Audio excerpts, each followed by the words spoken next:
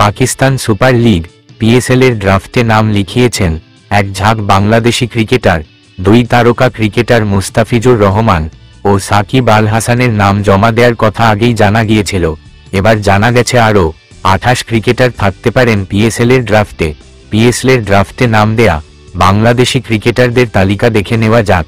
সাকিব আল হাসান, মুস্তাফিজুর রহমান, মাহমুদুল্লাহ রিয়াদ, তাওহিদ হৃদয়, লিটন দাস, তানজিম হাসান সাকিব, তাসকিন আহমেদ, রিশাদ হোসেন, হাসান মাহমুদ, নাহিদ রানা, নাজমুল হোসেন শান্ত, শেখ মেহেদি, মেহেদি হাসান মিরাজ, রিপন মণ্ডল, সৌম্য সরকার, তাইজুল ইসলাম, সাব্বির রহমান, শরীফুল ইসলাম, মোহাম্মদ সাইফুদ্দিন, জাকের আলী অনিক, আফিফ হোসেন ধ্রুব, মুকিদুল ইসলাম মুগ্ধ, নাসুম আহমেদ, নাজমুল হোসেন অপু, রনি তালুকদার, সাইফ হাসান, শামীম পাটোয়ারি, শহীদুল ইসলাম ও তানজিদ হাসান তামিম।